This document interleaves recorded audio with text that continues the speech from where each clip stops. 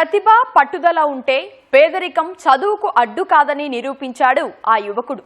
ఒకవైపు తండ్రికి ప్రాణాంతకమైన కాలేయ వ్యాధి, మరోవైపు వైద్యం కోసం ఉన్న ఒక్క ఇల్లు అమ్ముకోవాల్సిన దుస్థితి.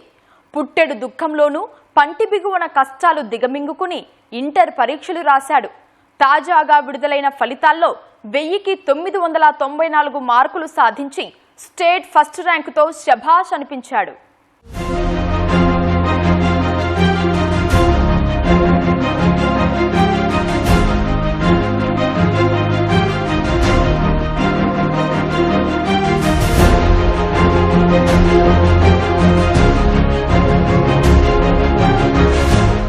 ఈ విద్యార్థి పేరు కొండా తిరుమల గణేష్. కడప జిల్లా ప్రొద్దుటూరు స్వస్థలం. తండ్రి బాలదాసు పెయింటింగ్ మేస్త్రి, తల్లి లక్ష్మి కూలి పనులకు వెళ్తుంది. 10వ తరగతిలో 585 మార్కులు సాధించిన గణేష్ ప్రతిభ గుర్తించిన జూనియర్ కళాశాల 2 ఏళ్ల పాటు ఉచితంగా విద్య అందించింది. ఇంటర్ మొదటి ఏడాదిలో స్టేట్ సెకండ్ ర్యాంకు సాధించిన ఈ విద్యార్థి 2వ ఏడాది 1000కి 994 మార్కులు సాధించి రాష్ట్రంలోనే ప్రథమ స్థానంలో నిలిచాడు.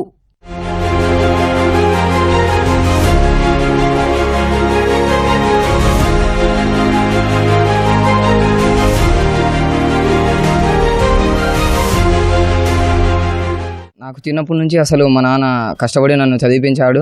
మా నాన్న చదువుకోలేకనే మా నాన్న ఇప్పుడు మేస్త్రిగా పనిచేస్తున్నాడు, పెయింటర్ మేస్త్రిగా. అందుకనే నేను మా నాన్న కంటే గొప్ప స్థాయిలో నన్ను చూడాలని నేను చాలా కష్టపడ్డాను. మంచి మార్కులు రావాలి. స్కూల్లో ఉన్నప్పుడు నాకు 600కి 585 వచ్చినప్పుడు నేను చాలా బాధపడ్డాను. ఎందుకంటే 590 పైన వస్తాయని అనుకున్నాను, కానీ రాలేదు. ఆ కసి నేను ఇంటర్మీడియట్లో నేను చదవడం స్టార్ట్ చేశాను. మరియు నాకు ఇంటర్మీడియట్లో ఉన్నప్పుడు మా నాన్న ఆరోగ్యం క్షీణించడం నేను చూశాను. అసలు చాలా బాగలేదు, ఆరోగ్య సమస్య ఎక్కువైంది. ఇంట్లో ఆల్కహాల్ కన్జ్యూమ్ చేయడం వల్ల ఇలా అయ్యాడు. ముందు బాగుండేవాడు. ఇంకా నేను ఆ పరిస్థితి చూడలేక నేను ఖచ్చితంగా చదివి నేను మంచి స్థాయిలో ఉండాలని అనుకుంటున్నాను. ఈ విజయం వెనుక గణేష్ అనుభవించిన వేదన వర్ణనాతీతం. ఇంటర్ పరీక్షలకు ముందు తండ్రి కాలేయ వ్యాధితో మంచం పట్టాడు. వైద్యం కోసం ఉన్న ఒక్క ఇల్లు అమ్ముకోవాల్సిన పరిస్థితి ఏర్పడింది. 10 లక్షల రూపాయలు ఖర్చు చేసినా తండ్రి ఆరోగ్యం కుదుటపడలేదు. అటు తండ్రి ఆరోగ్యం, ఇటు ఆర్థిక ఇబ్బందులు వెంటాడుతున్నా వాటన్నింటినీ ఏకాగ్రతగా మార్చుకుని రాత్రింబవళ్లు కష్టపడ్డాడు. పరీక్షలు రాసే టైంలో మా నాన్నకు ఎంత సివియర్గా ఉన్నదంటే అసలు మా అక్కడ డబ్బులు కొని ఉండేవి కాదు. ఉన్న ఒక్క ఇల్లు రామేశ్వరంలో అమ్మేశాము. నియర్లీ 10 lakhs ఖర్చు అయింది అసలు లివర్ ప్రాబ్లంకి. నేను ఆ టెన్షన్లో అసలు ఎగ్జామ్స్ మీద ఫోకస్ పెట్టాను. ఎందుకంటే ఎగ్జామ్సే నాకు ఇంకా ఫైనల్ కాబట్టి ఇంకా అదే నాకు నెక్స్ట్ స్టేజ్కి ఆప్షన్ కాబట్టి నేను చాలా ఫోకస్ చేశాను ఎగ్జామ్స్ మీద. ఇన్ని రాని కారణం నా హార్డ్ వర్క్, మళ్ళీ పేషెన్స్, కన్సిస్టెంట్తో వర్క్ చేయడం వల్లనే వచ్చాయి. మరియు ఇంట్లో వాళ్ళ సపోర్టు, ఆ టెన్షన్స్, ప్రెషర్స్ అన్ని హ్యాండిల్ చేసుకొని నేను ఈ స్థాయికి వచ్చాను. బీటెక్లో ఇంజనీరింగ్ తీసుకొని సిఎస్సి గ్రూప్ తీసుకోవాలనుకుంటున్నాను, కంప్యూటర్ సైన్స్. అందులో artificial intelligence, machine learning, AML తీసుకోవాలని అనుకుంటున్నాను. అవి బేస్గా తీసుకొని నేను గ్రూప్స్ ప్రిపేర్ అయ్యి సివిల్స్ రావాలనుకుంటున్నాను. దాంతో వస్తే లైఫ్ మంచి సెటిల్ కావచ్చు అని అనుకుంటున్నాను. భవిష్యత్తులో బీటెక్ కంప్యూటర్ సైన్స్ చేసి ఆర్టిఫిషియల్ ఇంటెలిజెన్స్ లో రాణించాలన్నది గణేష్ ఆశయం. అయితే ప్రస్తుతం ఆ కోర్సు చేయడానికి కావాల్సిన ఆర్థిక స్తోమత ఆ కుటుంబానికి లేదు. ప్రభుత్వం సహకరిస్తే భవిష్యత్తులో సివిల్స్ సాధించి దేశానికి సేవ చేస్తానని చెబుతున్నాడు గణేష్.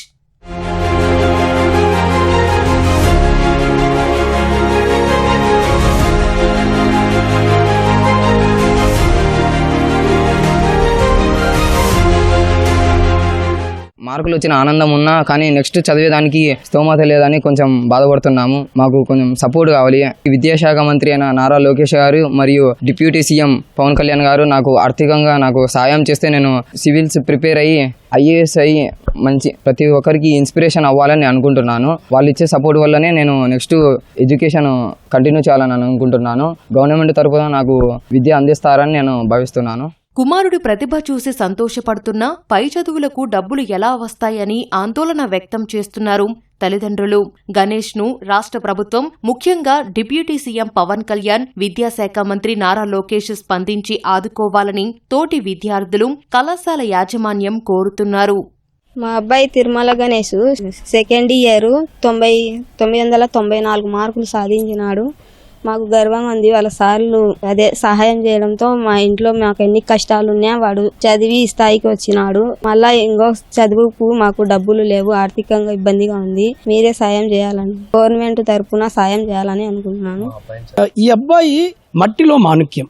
అంటే నిజంగా తనకు దైవ చింతన ఎక్కువ, దాంతోపాటు ఫోకస్ సబ్జెక్ట్ మీద నిక్కచ్చిగా కళాశాల అవార్డ్స్ లో నేను చూస్తుంటాను. అప్పుడప్పుడు ఇంటి దగ్గరికి వెళ్ళి ఎలా చదువుతున్నాడని ఒకసారి పరిశీలిస్తే ఆ అబ్బాయి అంకిత భావము పూర్తిగా హార్డ్ వర్క్ చేయడము, మిగతా వాటిని మైండ్లోకి తీసుకోడు. తను పూర్తిగా చదువు మీద తన యొక్క ఆర్థిక పరిస్థితి కుటుంబం రీత్యా తన నాన్న పెయింటింగ్ వృత్తి మరి జరుగుతుంది.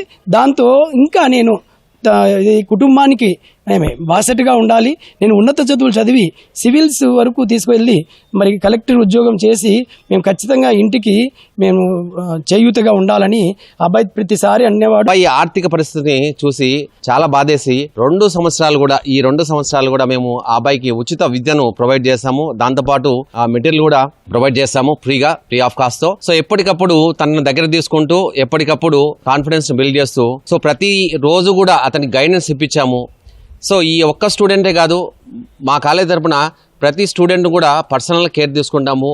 ఎందుకంటే లోకల్గా చాలామంది హై క్వాలిటీ ఉన్న పిల్లలంతా సో విజయవాడ, హైదరాబాదు ఇట్లా దూరపు ప్లేసెస్కి వెళ్ళి చదువుకోవాలని చాలామంది ఫైనాన్షియల్ స్టడీస్ సరిగా లేకపోయినా కూడా అప్పులు చేసి మరి చదివిస్తున్నారు పేరెంట్స్.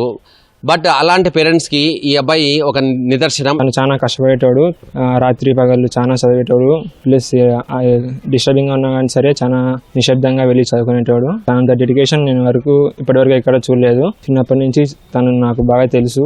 ఈవెన్ 10th క్లాస్లో కూడా చాలా కష్టపడ్డాడు. తన కృషిని మాత్రం ఖచ్చితంగా మెచ్చుకోవాల్సిందే.